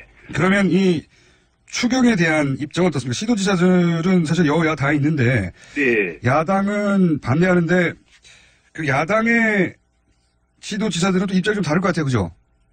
그렇습니다. 근데 이제 시도지사들은 국회하고는 입장이 좀 다릅니다. 저희는 추경을 좀 빨리 많이 해달라 이런 입장인 거죠. 예를 들어 제가 야당일 때, 그리고 바로 직전에 야당일 때도 저희 야당이 이제 뭐 추경에 반대할 수가 있었겠죠. 그때 이제 새누리당이 뭐 추경을 하면 반대를 하게 되면 저희가 가서 반대하지 말고 빨리 돈을 풀어달라 이런 입장입니다. 그래서 어제도 우리 이제 여야가 지금 반반인데요. 그 대부분 추경에 대해서는 찬성을 했고 좀 빨리 통과가 됐으면 하는 그런 이제 바람들을 갖고 이것도 이제 중앙과 지방의 입장이 다른 거군요. 그렇습니다. 네. 여의도에서는 반대하는데 야당이 네네. 야당 소속이라 하더라도 각 시도지사 입장에서는 추경이 빨리 오길 바라는 거군요. 그렇습니다. 이제 뭐 늘 이제 일자리라는 게 뭐 급하니까 네네 조금이라도 좀 빨리 오면 좋은 게 되겠습니다. 네. 알겠습니다. 오늘은 여기까지 저희가 시간을 준비했는데요. 네네. 도지사님 저희 스튜디오에 한번 나오셔서 네네. 이 지방자치에 대해서 좀 길게 얘기할 시간을 가져야 될 것 같습니다. 저희가 지방자치에 대한 이해도 좀 낮거든요. 네, 그래서 한번 좀 불러주시면 제가 가도록 하겠습니다. 알겠습니다. 그리고 도지사님 그 사이에는 스마트폰이라는 게 있으시죠? 네네. 네, 스마트폰에는 앱이라는 게 있습니다. 네네네. 네네. TBS 앱을 다운로드 받으시면 저희 방송을 라디오에서 안 나와도 휴대폰으로 바로 들으실 수가 있습니다. 알겠습니다. 네, 알겠습니다. 네. 정보 어디시나요? 좋은 방송 해주시기 바라고요. 저도 한번 좀 불러주시면 고맙겠습니다. 알겠습니다. 자리를 꼭 마련해서 길게 왜 지방자치가 중요한지 직접. 네네. 왜냐하면 지방자치도 오래 하셨지만 직접 회장님이시 않습니까 이제 협회. 그렇습니다. 네. 회장님 말씀을 돌아가면서 하는 거라서 뭐 별 의미는 없는데. 네. 알겠습니다. 회장님. 고맙습니다. 감사드립니다. 스튜디오에 직접 모시겠습니다. 감사합니다. 고맙습니다. 네, 고맙습니다. 네, 지금까지 시도지사 협의회 회장 최문순 강원지사였습니다. 또 떨어졌어. 너 또 입사 시험 봤어? 아니, 차량용 핸드폰 거치대 말이야. 여러 개 사봤는데 실패의 연속이야. 떨어지고 시야 가리고 운전석에서도 멀고 뭐 좋은 거 없을까? 싼 것만 찾으니까 그렇지. 제대로 된 거 하나 사서 편리하게 쓰는 게 더 낫지. 그런 게 있어? 그럼 있지. 1, 2, 3 할 때 2. 힘 세다 할 때 힘. 2 힘. 투 힘? 2배로 힘이 세다는 건가? 네이버 검색창에 2 힘을 검색해보세요. 우리 주변에는 많은 슈퍼맨이 있습니다. 바로 공익 제보자입니다. 하지만 그들에게 세상은 따뜻하지 않았습니다. 조직을 저버린 배신자로 대했죠. 고맙다는 응원 한마디 듣지 못하고 어려움을 감내하고 있는 슈퍼맨들에게 이제 우리가 감사를 전해야 할 때입니다. 시민사회 지지 캠페인 어쩌다 슈퍼맨에 기부해주세요. 아름다운 재단.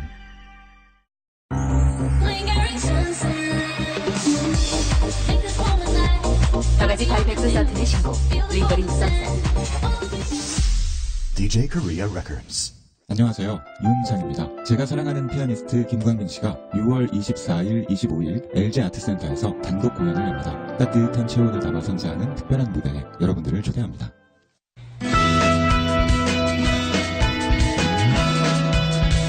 자, 제가 없는 동안이었습니다. 양지열 악마 변호사와 함께 전화 인터뷰를 진행하다가 전화 연결이 제대로 안 됐나 봐요. 그러면서 양지열 변호사가 AS를 약속했습니다. 오늘 그 AS를 하는 날입니다. 자, 기자 출신이신데 소설을 쓰셨어요. 이분은 단순히 기자 출신이 아니라 편집장, 네, 기자로 장의 자리까지 올라오죠. 시사저널의 편집장이셨고, 네. 지금 시사저널이 아니라 그 이전 시사저널이죠. 그리고 오마이뉴스 편집장도 하셨고, 그런데 이제 제주도에 내려와서 제주올렉 이사장을 하신 서명숙 이사님 나오셨습니다. 안녕하십니까? 네, 안녕하십니까. 반갑습니다. 네. 영초언니라는 소설. 네. 여기 책을 보니까 손석희, 유시민, 조정래가 추천했다. 네, 정말 어려운 세 분이. 이분들하고 친하십니까? 이렇게, 세 분하고 다 좀 연이 있어요. 네. 그렇게 추천했고, 그리고 제가 지금 사실 읽어보진 못했는데. 아까 최문순 지사 보고는 방송 안 된다고 그렇게 혼내더니 저도 혼내야 되겠네요. 책 좀 읽으세요. 저는, 청취율 1위고요. 아직 네. 이 책은 1위는 아니지 않습니까? 그런데 네. 제가 눈길을 끄는 게 책 소개 중에 이제 이 책의 내용 때문에 이제 많은 사람들이 관심을 가집니다. 네. 근데 이 책을 보니까 글을 마무리 지어야겠다고 결심한 것은 순전히 최순실 때문이다. 이렇게 쓰였어요. 네. 이게 무슨 의미입니까? 네, 최순실 씨가 특검에 나가면서 수위를 입은 상태에서 갑자기 호송차에서 내리면서 그렇죠. 민주주의 어쩌고 얘기하는데 저 내기를 의심했어요. 아니, 저 여성의 입에서 어마어마한 국정농단하고 그렇게 문제를 많이 일으켜놓고 마치 억울하다는 듯이 민주주의 특검이 아니다라고 외치는 걸 보면서 네, 저는 바로 오버랩이 된 게 제 대학 4년 선배였던 천영철 씨가 저희랑 같이 이제 그때 긴급조치로 79년도에 재판을 받으러 나가면서 서울지검 서울지법 지방법원 마당에서 민주주의 만세, 독재 타도 외치다가 입을 틀어 막혔거든요. 그 장면이 바로 오버랩 되면서 4년 전에 다 쓰고 묻어뒀던 그 원고를 마무리 지어야겠다. 다 썼는데 왜 묻어줬어요? 그건 또 사연이 있는데요. 조정래 선생님께서 저는 박근혜 대통령이 딱 당선되는 순간 이거 영천이에 대해서 글을 마무리 지어야겠다 생각하고 다 써놓고 출판 바로 일부 직전에 조정래 선생님이 그 얘기를 들으시고 절대 내면 안 된다. 왜요? 완전히 제주올레는 후원으로 지금 유지되는 조직인 걸 조정래 선생님이 다 아시는데요. 저희들이 입장료 받는 게 아니잖아요. 후원 회원들이 다 십시일반으로 모아줘서 저희들 사무국을 운영하고 길을 유지 관리하는데 그걸 뻔히 아시는 선생님이 서명숙 이사장 지금 미쳤냐고 잘못했다가는 큰일 난다고 후원이 다 끊긴다고 그러는 박근혜 거죠. 대통령이 당선된 몇 달 뒤에 직후인데 그해 가을에 내려 했거든요. 이런 책 그러니까 이제 유신 독재에 관한 책을 이렇게 내버리면 박근혜 대통령 시대에 제주 올레길은 어떻게 하려고 그러냐. 네, 그 말씀하신 거예요. 제주 올레길도 망한다. 네, 모든 후원이 끊길 거라는 거죠. 근데 사실은 그때 그 얘기를 믿지는 않았어요. 선생님이 너무 좀 약간 노파심 아니신가. 또 옛날 시대를 생각하시나 보다 이러고 설마 지금 시대가 어느 시대인데 그런 걸 갖고 탄압을 할 수 있겠어 했는데 다음날 또 선생님이 전화를 걸어오셔서 밤새 잠을 못 주무셨다고. 그분이 이제 보신 거죠. 있으신 거죠. 요번에 최순실 게이트 사건을 보면서 막 가슴을 몇 번이나 쓸어내렸는지 몰라요. 제가 안 읽을 다행이었다. 네. 그랬으면 진짜 길이 없어졌겠구나 싶더라고요. 네. 그러면 어떤 내용이길래 아주 간단하게 소개해 주십시오. 네. 그 선배가 저희 4년 선배 고대 신방과 실화를 바탕으로 한 내용이네요. 완전히 100% 실화예요. 이름도요? 이름도 그럼 소설이 아니잖아요. 넌픽션 소설인 거죠. 근데 소설이 아니라 저는 사실은 넌픽션 에세이로 냈는데 내용이 워낙 소설적이어서 그러니까 현실이 사실은 어떻게 보면 소설보다 상상보다 더 극적인 경우가 있잖아요. 그렇죠. 가끔. 이번 게이트만 해도 사실은 굉장히 믿을 수 없을 정도로 이상하게 극적인데 네. 저희 사건도 굉장히 저는 기억을 못 살린 거 있을지언정 기억 그대로 썼어요. 새로 뭐 만들어낸 출판사에서 보다가 네. 이거는 너무 소설적이라 그냥 소설로 하도 되겠다. 출판사에서는 에세이로 등록을 했는데 기자들이 쓰는 기자들 평론가들이 소설로 착각해서 소설로 너무 드라마틱해서. 네. 근데 완전 실화예요. 네. 이게 소설이 아니군요. 네네. 영천이라는 천영철이라는 하나의 실존 인물. 지금도 실존 인물이죠. 다만 저랑 같이 그때 긴급조치 9호 위반으로 감옥 생활을 같이 했던 그 언니와의 그 대학 시절에 2년 그다음 우리 여자 감방 얘기, 여자 감옥 교도소 얘기 이거를 최순실을 보면서 그래 교도소가 진짜 어떤 건지 보여주마 하는 심정으로 교도소 장면을 더 보강하고 저희들이 지냈던 성동구치소 생활 그다음 31일 동안의 불법 감금 지금도 어디에 끌려갔었는지 모르는 한 달하고도 하루 동안 어딘지도 모르는 곳에 가서 고문, 심리적, 정신적, 육체적 고문을 당했던 그런 얘기들을 이제 와서 쓴 이유는 사실 그 언니가 너무 불행하게 되지 않았으면 저는 다 지나간 세월로 그냥 묻어두고 떠내려 보냈을 거예요. 기억의 강물 위로. 근데 그 선배가 90년대 후반에 캐나다 이민을 갔다가 불의의 교통사고로 2002년 대선이 있는 해였죠. 엄청 큰 교통사고를 내서 두 눈이 실명이 됐고 그다음 기억의 상당 부분 잃어버렸어요. 지금 한 서너 살 정도의 기억력. 그러니까 본인이 감옥 갔다 온 건 기억하는데 저희가 감옥 간 것도 기억을 못 하시고 막 이런 식으로 굉장히 기억이 이렇게 조각조각 나 있는 상황이에요. 그래서 그렇군요. 그 언니를 돕기 위해서 또 그 언니를 기억하기 위해서 그 언니를 모르는 사람한테는 이런 사람 이런 청춘도 있었다는 거. 박근혜 대통령이랑 겨우 한 살 나이 차이.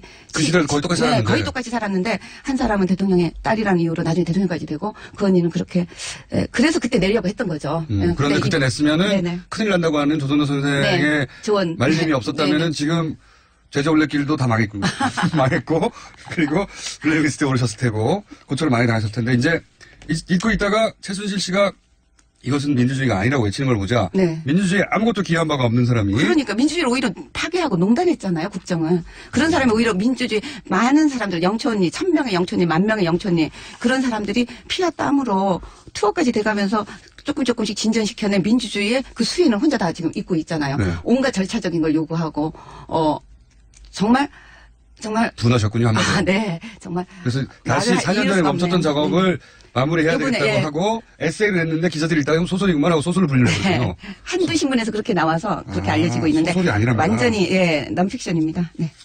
왜냐하면 언론들의 보도를 보면 소설이라는 장르로 소개를 하고 있기 때문에 틀림없이 사실이 아닌 부분이 가미됐을 거야 생각하는데 그게 아니었군요. 전혀 단 1%도 사실을 누락시킨 건 있어도 사실이 아닌 걸 쓴 건 없어요. 오히려 다 못 담아왔습니다. 맞지? 네, 제 기억이요. 예. 자, 그런 책이고요. 굉장히 많은 분들이 전문가들 추천하는 책입니다. 이 내용은 사서 읽어보세요. 사서 읽어보시고. 고맙습니다. 네. 그리고 여기까지는 AS고요. 네. 예. 기왕 모신 김에 제가 좀 더 여쭤볼게요. 이제 궁금증인데요, 제가. 네. 이제 강경화 후보자에 대한 겁니다.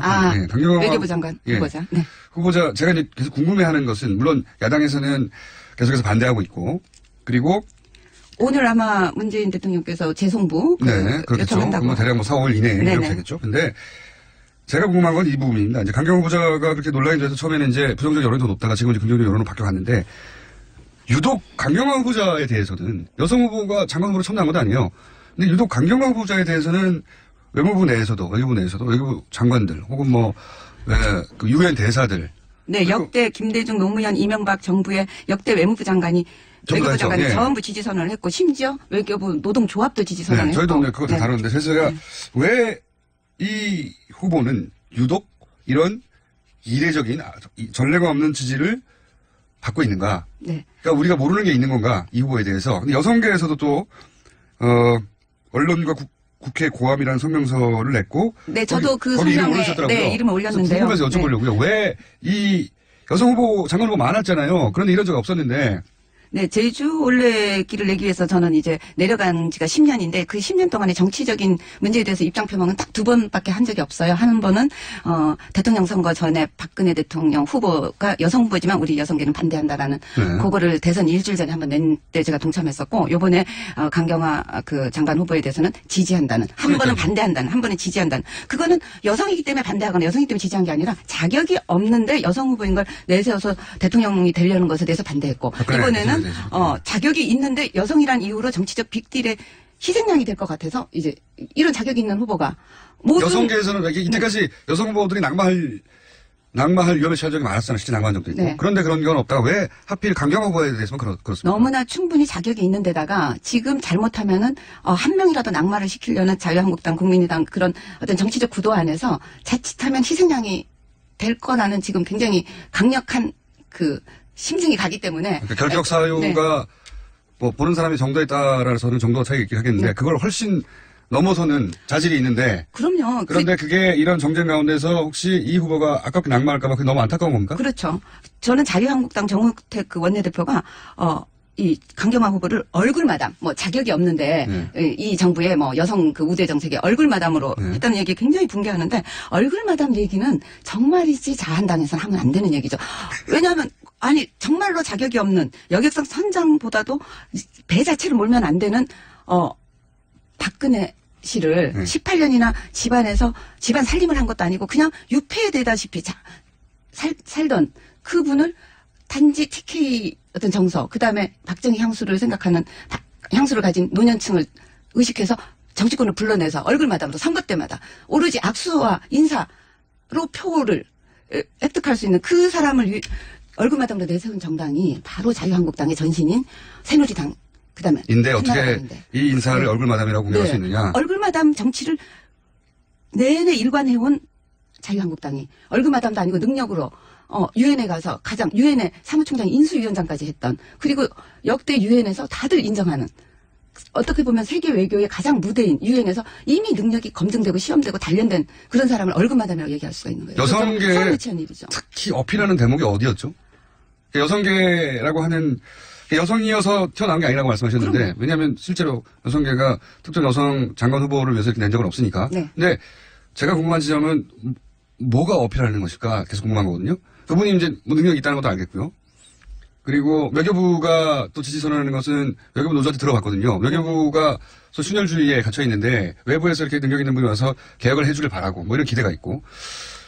근데 이제 너무 전례가 없는 분야에서 자꾸 지지선이 나오니까 저는 이해하고 싶어서 자꾸 여쭤보는 건데 여성계에 어필한 대목이 어딘가요? 이 후보가? 사실은 이분이 여성계랑 어떠한 국내에 많은 그 연고가 없어요. 주로 해외에서 많이 활동을 했고 외교 분야에서 또 국회에서 활동할 때도 여성이라는 시선과 여성이라는 조직, 여성이라는 이름으로 연대를 크게 해본 적이 없는데도 불구하고 왜 나섰죠? 저희들이 나선 이유는 기본적으로 외교부 장관으로서 역할을 가장 잘 수행할 수 있는 사람인 자질을 봤다. 네, 그 자질 때문이죠. 근데 그게 여성이기 때문에 폄하된다 오히려 거꾸로. 예, 여성이기 때문에 폄하되고 아니 전 그 말도 정말 국민의당 김동철 원내대표가 여객선 선장이면 몰라도 군 항공모함을 맡길 수는 없다. 이 얘기 자체가 굉장히 여성에 대한 성역할적인 편견이 밑에 깔려 있는 얘기라고 생각합니다. 그러니까 강경화 후보에 대한 공격이 단순히 자질이나 혹은 뭐 자격에 대해 그치는 게 아니라 그 뒤에 깔려 있는 인식이 공격의 인식이 여성이어서 오히려 더 공격받는다고 생각하셨군요. 여성의 경우에 외교나 국방이나 이건 아니잖아. 이런 시선이 밑에 깔려 있는 거죠. 그런 프레임, 그런 잘못된 프레임이. 아니 여성한테 왜 군 항공모함 한 장을 시키면 안 되는 건데요. 국방 통수권자도 시켰잖아요. 박근혜 엄청 배를 몰아도 안 되는 사람을 통수권자도까지 시켜놓고서는. 네. 그렇게 듣고 보니 그러네요. 네. 항공모함 안 된다. 군을 남자가 가야 된다 그 자리는 이렇게 얘기하는데 대통령까지 시켜놓고 무슨 얘기냐 그쪽에서는. 맞는 말씀이네요. 네. 그리고 사실 국방장관, 유럽에서는 국방장관 여성들이 많이 합니다, 이제는. 많이 하잖아요. 항공모함 오는 정도가 아니라 항공모함을 오는 함장 위에 국방장관이 여성이 많이 합니다. 근데 어쨌든 그런 공세 속에서 이것은 여성이라서 더욱 공격받는 부분이 있기 때문에 그 한국의 이제 전통적 여성계하고는 연고가 없지만 우리가 나서서 도와줘야 되겠다고. 그럼요. 그 안에 여성이어서는 여성이기 때문에 일을 못할 거라는 인식이 깔려 있는 걸 발견하신 거군요. 그럼요. 우리 여성들은 그 지점을 읽죠. 이건 간파하는 거죠. 그래서 여성계하고 연고가 없는 이유로 해외에 계속 있었지만 이건 부당하다라고 그렇게 느낀 사람이 많았기 때문에 여성계가 나온 저는 이 강경화 그 후보가 기본적으로 여성 플러스 국내에 계속 머물질 않았기 때문에 방어해줄 그 인맥이 없어서 연고도 없고 인맥도 없고 학벌도 없고 네. 뭐 근데 그런 사람이야말로 개혁과 이 외무부를 개혁할 수 있는 사람이죠. 네. 이 부분을 어느 정도 이해했습니다. 그거를 남자들은 놓쳤을지 모르겠는데 여성들 입장에서는 그게 예민하게 다가온 거군요. 네. 그래서 사실 외교부하고 여성계하고 아무 상관이 없잖아요. 네. 예. 그리고 저는 사실 그 외교부에서 어떤 강대 국가의 외교도 중요하지만 교민을 보호하고 자국민을 보호하는 시선은 여성적인 시선이 굉장히 필요하다고 생각해요. 사실 여행 가는 사람들이나 혹은 해외 교포들이 그 현지 대사관이나 영사관의 서비스에 불만이 참 많거든요. 네. 그 거의 VIP 외교만 하잖아요. 저기 접대만 하잖아요. 한국에서 높은 분들 오는 거에만 시선을 곤두세우고 있고 정작 자국민 보호하는 데는 되게 불만이 많죠. 예, 네. 좀 여권 소홀해서. 재발행 정도의 서비스를 제공하면 사실은 자국민이 보호를 받고 있다고 느끼는 경우가 별로 없습니다. 네, 여행 많이 다녀보면 진짜 그렇습니다. 느끼죠. 이제 그런 것들도 해결해 줄 수 있을 거라는 네네. 기대 같은 거. 자, 오늘 원래 소설책 때문에 나오신 거예요. 그것도 게다가 AS가 소설 아닌, 소설이 네. 아니고 에세이. 네. 소설책으로 알려져 있으나 실제로는 실화. 네. 완벽한 실화. 네네. 그리고 지금 서명숙 선생님의 자전적 내용 들어있기는 당연히 등장인물로. 네, 저도 같이 감옥에 들어갔었으니까요. 그리고 네. 언니를 대학교 2학년 때 만나서 지금까지 제 얘기가 시줄 날줄로 같이 들어가 있죠. 네. 그렇군요. 너무나 드라마틱해서 스토리가 기자들이 읽고 소설책인 줄 안 에세이집입니다. 사실상. 영초 언니. 얼마나 드라마틱한지 저도 알고 갔기 때문에 사서 읽어보십시오. 근데 저 제주도에서 여기 온다 그러니까 교통방송 출연한다 그러니까 굉장히 김어준 씨 팬이 많은 거 정말 극성 팬들 많던데요. 제주도만 있는 게 아닙니다. 아니 근데 제주도에서조차도 그러면서 꼭 좀 안부 전해달라고 얘기를 하더라고요. 그래요? 네. 제주도에 어떤 분들인가요? 제주도에 호야라는 친구도 있고요. 또 혜연이라는 친구도 있고요. 이름 안 하려면 지금 이거 방송 다 끝날 때까지 얘기해야 되는데. 여성분들이? 네. 굉장히 반가운 소식이네요. 서울에 한번 올라오십시오. 자, 지금까지 서명숙 제주올레 이사장님이었습니다. 감사합니다. 감사합니다.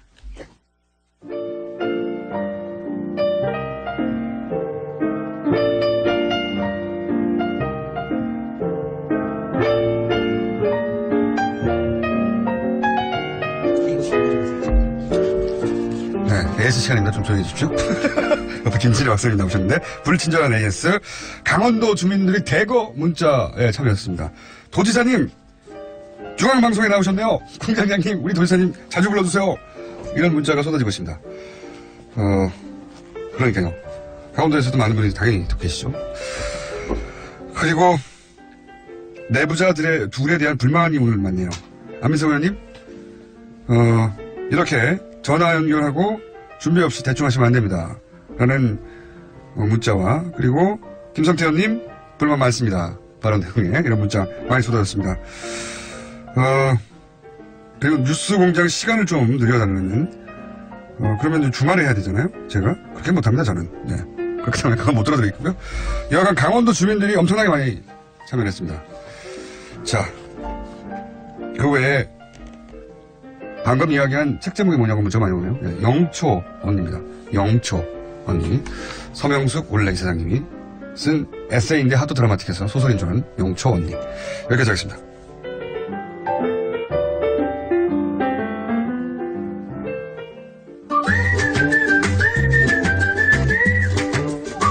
김진희 박사님, 안녕하십니까. 이제 그냥 쑥 들어오네. 아니, 아까 쑥 들어오셨잖아요. AS하고 이제 조글조글 하면서. 아니, 우리 앞에 서명숙 이사장님의 특징 중에 하나가 굉장히 뭘 많이 흘리고 다니시는데, 여기에 또 오늘 출입증을 흘리셔서 제가 그걸 갖다 드리느라고. 네. 근데 제가요, 오늘 또 최문호 시장님 앞에 또 영초 언니 인터뷰하느라고 시간이 좀 짧아져서. 박사님이 서명숙 이사장님 얘기를 더 들으라고. 네네, 제가 시간을 좀 더 드렸어요. 또 왜냐면 제가 하도 별로 얘기를 안 해주셔서 제가 좀 얘기 좀 하고 오늘의 주제인 남자 화장실에 대해서는 제가 그냥 인트로덕션만 하고 갈게요. 뭘 주세요, 남자 화장실? 남자 화장실이에요. 근데 왜 남자 화장실? 남자 그게 궁금해요. 나중에 1분만 하고 남자 갈게요. 화장실에 대한 불만 저도 있어요. 네. 그럼요. 네. 근데 이제 이 서명숙 이사장님이 얘기하신 영초 언니, 왜냐면 영초 언니는 이건 그러니까 정말 왜냐면 그러니까 제가 잘 울 것 같아서요. 별로 잘 안 울 것 같죠. 근데 영초 언니는 얘기만 들어도 눈물이 납니다. 그 정도로 들어맞죠. 근데 꼭 그러고 나서 이제 강경화 장관 얘기하셨는데 제가 그 부분에서 제가 소회를 좀 얘기를 드리려고 하는 건데 그 영초 언니의 영초 언니가 나중에 알고 보니까 제 연배더라고요. 그런데 그때 그러니까 우리가 독립운동을 했을 때 여성의 위치 또 여성의 역할 이거에 대해서도 굉장히 정말 소외감을 많이 느끼거든요. 근데 사실 민주화 운동을 했을 때도 굉장히 많은 여성들이 그 안에 참여를 했습니다. 근데 이제 그 부분에 대해서 소외된 감이 이 여성들한테 굉장히 이게 바닥에 깔려 있습니다. 바닥에 깔려 있는데 저는 그 부분이 사실 영초 언니가 이번에 강경화 언니한테 투입되는 것도 우리가 이제 이 마음이 투사가 되는 것도 영초 언니한테 투사되는 거하고 상당히 비슷해요. 굉장히 비슷해요. 근데 그리고 그 부분에 대해서는 우리 오준희 형님께서도 좀 많이 투사를 좀 해주세요. 왜냐하면 이게 이해해보려고 노력하는 거예요. 아니 그래서 그런 질문을 해주신 게 제가 굉장히 고맙다는 생각이 드는 게. 이 강경화, 사실 문제 개인적인 흥결을 따지거나 뭐 운운하는 건 여러 가지일 수가 있지만, 이런 거예요. 그러니까 여성들의 입장에서는 이런 게 있습니다. 만약 이번에 안 되면 과연 언제 될까? 이번에 안 되면. 그러니까 저 정도의 능력을 가진 사람이 능력을 가진 사람이 있는데 이번에 안 되면 과연 10년이 걸릴까? 그거 이해가 20년이 걸릴까? 그렇게 얘기하니까. 이겁니다. 왜 그러니까 강경화 후보에 대해서 갑자기 이렇게 막 올려나와서. 그게 있습니다. 그러니까 그런 절박함 같은 게 영초원님 보세요. 50년을 묻혀 있었잖아요, 지금. 거의 40년을 묻혀 있었거든요. 그것처럼. 이번에 이 사람, 이 정도에 간 사람이 이렇게 안 되면 어떻게 돼요? 그러니까 오늘 김현미 국토부 장관, 여성장관 할 때도 저희로서는 이건 그런 겁니다. 여기에서 한번 깨지 않으면 앞으로 깨기가 너무너무 어려울 것이다. 그러니까 특히 강경화 후보 정도로 자기 힘으로 저기까지 올라간 사람조차 안 되면 언제 누가 되느냐. 네. 그러니까 그게 한 가지가 있고요. 제가 앞에 서문수 이사님 또록또록 얘기 안 하셔서 제가 얘기하고 싶거든요. 제가 두 번째로. 아니, 왜냐면 제가 너무 수사를 하기 때문에 바깥에서 막 제가 막, 이렇게. 그 얘기도 했어야 되는데 막 안타까워가지고. 그리고 충분히 재밌었어요. 네, 충분히 재밌었지만. 강경화 장관님께 대해서는 제가 이제 얘기를 좀 하고. 그리고 두 번째는. 그리고 두 번째는. 사실 이번에 청문회 과정에서 보여준, 김상조 공정거래위원장도 그렇고, 강경화 후보도 그렇고, 청문회 과정에서 보여준 태도가 저는 굉장히 중요하다고 생각을 합니다. 근데 그때 이번에 얘기하신 게, 왜 본인의 부모를 부양을 했다고 얘기하잖아요. 그 대목이 여성들이 어필한 부분이 맞죠? 그 대목 엄청납니다. 그 부분에 대해서. 그러니까 간단하게 말하면 그렇게 말하면 이해가 안 돼 도대체. 난 진짜 이해가 안 되는 거야. 간단하게 말하면 모르시는 분도 있으니까 부모님의 여러 가지 경제적 문제가 있어가지고 결혼하고 나서도 남편의 경제와 분리해서 왜냐하면 자신이 부모님 부양했어야 했기 때문에 경제를 완전히 분리해서 운영했다. 아니, 이제 이런 이렇게 거예요. 얘기했단 말이죠. 본인의 그게 왜 여성들한테 경험이 없으셔서 그럴 수도 있는데 저는 제가 제 엄마를 추억을 할 때 우리 엄마의 가장 한이 뭐냐면은 친정에 못 사는 친정에 조금이라도 뭔가 도와주고 싶은데 그러면 눈치 보는 거야. 눈치 보는 건데 그렇게 하는 여성들은 물론 요새 그렇지 않은 여성들도 많지만 그런데 거기서 경제를 완전히 분리해서 근데 경제를 분리해서 자기가 경제권을 가지고 있으면서 그걸 가지고 부양을 한다. 그걸 남편이 또 이해를 해줬다. 뭐 자세한 내용은 모르겠지만 남편한테 피해를 주지 않기 위해서 경제를 분리하고 그리고 부양하면서 자기 힘으로 실제로 성공했다. 이런 데서 그러니까 이거에서 오는 이게 뭐냐면 진짜 이건 센 언니가 아니라 공감이 가는 언니다. 이 얘기고요. 그다음에 그다음에 또 있습니다. 세 번째. 말이죠. 위안부 문제를 가지고 위안부 문제를 가지고 위안부 문제를 가지고 외교적인 거로 갈 수 있다. 그러니까 평화와 인권에 대해서 외교 문제로 당당하게 가지고 갈 수 있다라고 하는 거에 대한 기대라는 게요. 여성들한테는 엄청나게 큽니다. 맞습니다. 그 부분은요. 저도 동의하는 게 위안부 문제를 국가 간의 분쟁으로 만들어버렸어요. 이번 박근혜 정권에서는. 근데 국가 간의 분쟁이 되는 순간 미국이 끼어들어서 중재할 이유가 없어요. 그런데 이것이 보편 인권의 문제가 되면 미국 내에 이전 정권에서 그랬죠. 미국 내에 정치권에서도 인권의 문제가 되면 개입하거든요. 우리가 외교에 말하자면 카드가 엄청나게 올라가는 겁니다. 그러니까 이거 굉장히 중요하고. 그리고 네 번째, 짧게. 네 번째는 같은 여성인 이현주 의원 같은 사람이 여자는 안 된다, 남자 장관 해야 된다 이런 바보 같은 얘기 때문에 더 화가 나는 거. 이거 네 가지입니다. 이거 하고요. 그다음에 그러면서 갑자기 아무 연구 없던 여성계가 이거 막 도와줘야 되겠다. 그리고 저도 별로 그리고 생기기도 너무 잘생겼잖아. 쿨하고 멋있어. 이쁘진 않은데 잘생기셨어. 그런 이유로 여성계가 아무런 연구도 국내에서 가지고 있지 않던 그리고 외교 문제하고 특별히 여성계가 개입하지 않았던 이 이슈에 확 개입을 했겠습니다 그래서 그리고 이제 화장실에 대해서는요. 저희가 이제 드디어 저희가 일상의 주제로 돌아왔는데 거의 6달 만인데 6달 전에도 화장실 한번 한 적이 있습니다. 남자 화장실에 대해서 화장실은 정말 인간의 본질이 나타나는 건데 이번에 이제 남자 화장실을 먼저 하고 문제는 제일 큰 문제 안 가르쳐주고 수수께끼로 해놓고 끝나죠. 근데 이제 그게 이렇게 말하겠습니다. 김어준 남자는 뭐가 불편할까? 설계하는 나는 뭐가 문제일까? 이걸 청소하는 청소부 아줌마는 뭐가 문제일까? 저는 바깥에서 남자 화장실을 보는 사람은 뭐가 문제일까? 청소부 아주머니에 대해서 불만이 있어요. 여러 각도로. 지금 용변을 보고 있는데 청소를 대걸레를 하면은 막 한쪽 다리 들고 그래야 돼요. 그럼요. 이런 게 신나는 복수입니다. 그래서 다음 주일에 여러 의견도 많이 들어오니까 하겠습니다. 김진애 박사님이었습니다. 김어준이었습니다. 내일 뵙겠습니다. 안녕.